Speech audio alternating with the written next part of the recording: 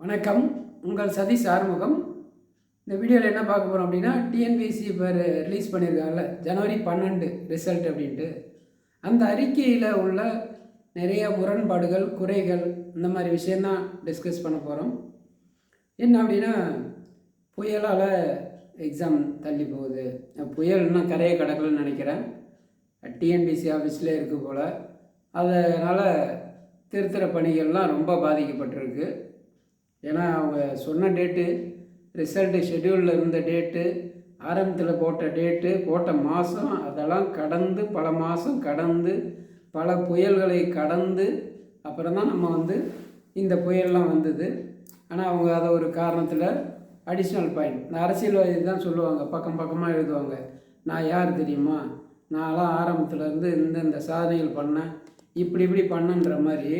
டிஎன்பிசினா யாருன்னு தெரியுமா, எவ்வளோ எக்ஸாம் நடத்துது தெரியுமா, எத்தனை லட்சம் பேர் எழுதுகிறாங்க தெரியுமா, 20 லட்சம் பேர் எழுதுகிறாங்க, எவ்வளோ எக்ஸாம்ஸ் இருக்குது, இதெல்லாம் திருத்தணும், எவ்வளோ வேலை, ஒவ்வொரு வேலையாக சின்ன சின்ன குழந்தைங்க சொல்லுவோம்ல, அந்த வேலை செஞ்சேன் இந்த வேலை செஞ்சேன் அம்மா அப்பாட்ட, அந்த மாதிரி இத்தனை லட்சம் பேர் எழுதுனாங்க, இத்தனை தேர்வுகளை நடத்தணும், எவ்வளோ நாள், இதெல்லாம் ஷெட்யூல் போடும்போது தெரியாதா, இல்லை இப்போ இந்த 2 வருஷம் 1 வருஷமாக தான் எக்ஸாம்ஸ் டிஎன்பிசி கண்டக்ட் பண்ணுறாங்களா, இதுக்கு முன்னே இதை விட பல லட்சம் வேலைகளுக்கெல்லாம் ஆள் எடுக்கலையா, குரூப் 2 இருக்கட்டும், குரூப் 4 இருக்கட்டும், எல்லாத்துக்கும் எத்தனை லட்சம் பேரெல்லாம் எடுத்தாங்க, எத்தனை லட்சம் பேர் எழுதுனாங்க, எல்லாம் இப்போ திடீர்னு ஏதோ செவ்வாயிலேருந்து எக்ஸாம் எழுதுகிறாங்களா, இல்லை வேறு நாட்டிலேருந்து எழுதுகிறாங்களா அப்படின்னு தெரியல. அது ஒரு காரணமாக. இன்னொன்று, சரி அப்படி என்ன தான் எக்ஸாம் வச்சாங்க, என்ன தான் எக்ஸாம்லாம் நடுவில் நிறைய எக்ஸாம்லாம் சொல்லியிருக்காங்களே, நம்ம அப்படியே ஷாக் ஆகி பார்ப்போம், ஐயோ இவ்வளோ எக்ஸாம் நடுவில் நடந்திருக்கா, நமக்கு தான் தெரியாமல் போச்சா அப்படின்னு பார்த்தோம்னா, ஏதாவது ஒரு லைப்ரரியன் ஒரு 10 போஸ்ட்டுக்கு 20 போஸ்ட்டுக்கு 100 பேர் 500 பேர் 1000 பேர் லாயர் எழுதுகிற எக்ஸாம்ஸ், இந்த மாதிரி சில எக்ஸாம்ஸ்லாம் டெக்னிக்கல் எக்ஸாம்ஸ், இந்த மாதிரி எக்ஸாம்ஸ் எல்லாம் கணக்கில் சேர்த்துட்டு அதெல்லாம் போகிற போக்கில் அப்படியே கலங்கலமாக நடக்கிறது. அதை புதுசாக சேர்த்து இவ்வளோ 1000 பேருக்கு நாங்கள் வேலை கொடுத்துருக்குறோம், இது டிஎன்பிசியில். அந்த மாதிரி நிறையா விஷயங்கள் இதில் பார்த்தீங்க அப்படின்னா, விடுமுறை தற்காலிகமாக வெளியிட்டோம், டிசம்பர் 2023 அப்படின்றது தற்காலிகம். இப்போ ஜனவரி 12 அப்படி தான் தற்காலிகமாக என்னான்னு தெரியல, டென்டேட்டிவ் அப்படின்னு சொல்கிறாங்க. அடுத்தது, விடுமுறை நாட்கள் உட்பட வேலை செஞ்சாதான் ஜனவரி 12, இதுதான் சொல்லுவேன். அரசியல்வாதிலாம் நான் என் சொந்த நிலத்தை விற்றுட்டு வந்தேன், நான் அதை விற்றுட்டு வந்தேன், இதை விற்றுட்டு வேலை செஞ்சேன், அப்படி பண்ணேன் இப்படி பண்ணேன் அப்படின்ற மாதிரி விடுமுறை நாட்கள் உட்பட நாங்கள் வேலை பார்க்க போகிறோம் அப்படின்னா, இதெல்லாம் செஞ்ச பிறகும் ஜனவரி 12 தான் ரிசல்ட்டு அப்படின்னா, இதுக்கு முன்னே ஒன்றுமே செய்யலைன்னு அர்த்தம்.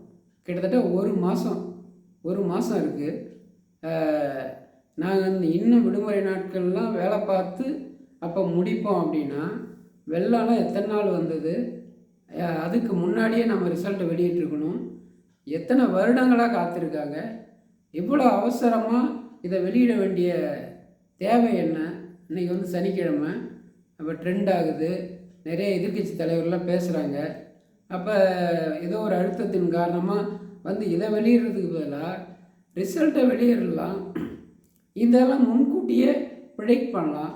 ஜனவரி 12 ஏற்கனவே சொல்லியிருந்தா, இப்போ யாரும் இன்றைக்கி ஒரு 10 நாளாக ஒரு ப்ரெஷரில் மன அழுத்தத்தில் ஒவ்வொரு வெள்ளிக்கிழமை ஆச்சுன்னா டிஎன்பிசி, நான் அந்த காலத்துலேருந்தே இருக்குது, வெள்ளிக்கிழமை ஆச்சுன்னா இன்றைக்கி ஏதாவது ரிசல்ட் வரும், இன்றைக்கி ஏதாவது நோட்டிஃபிகேஷன் வரும்.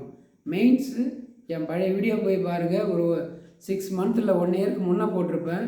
மெயின்ஸ் எழுதிட்டா ரிசல்ட்லாம் பார்க்கக்கூடாது, அவங்க சொல்கிறத விட பல மாதம் கழித்து தான் வரும் அப்படின்னு சொல்லி பல முறை சொல்லியிருக்கேன்.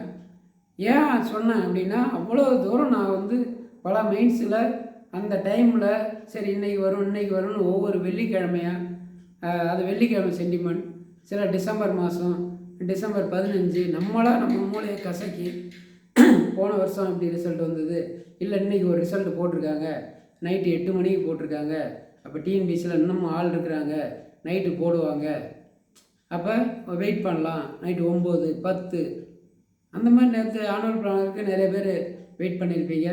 குரூப் 4 நோட்டிஃபிகேஷன் தெரிஞ்சுக்கிறதுக்காக வெயிட் பண்ணியிருப்பீங்க.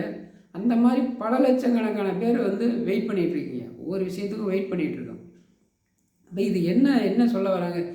ரிசல்ட் ரிவைஸ்டு டிக்ளரேஷன் ஷெட்யூல் ஒன்று போடுறாங்கள்ல, மாதத்துக்கு 10 டைம் போட வேண்டியது. குறைஞ்சது 2லேருந்து 3 டைம் போட்டுகிட்டே இருக்கிறது. அதை ரிவைஸ்டுன்ட்டு மாதத்தை மட்டும் மாற்றிக்க வேண்டியது, தேதியை மாற்றிக்க வேண்டியது, அப்படியே போட்டு வர வேண்டியது. திரும்ப அதை போடுறதெல்லாம் விட்டுட்டு இதுக்கு முன்னெல்லாம் அதை போடவே மாட்டாங்க, எதையும் போட மாட்டாங்க. ரிசல்ட்டு கொஞ்சம் லேட்டாக தான் வரும். இந்த மாதிரி போட்டுக்கிட்டு இருந்தால் இன்னும் 1 மாதம் 2 மாதம் தள்ளி தான் போகுமே தவிர இந்த வேலையை விட்டுட்டு திருத்துற வேலையை பார்க்கலாம்.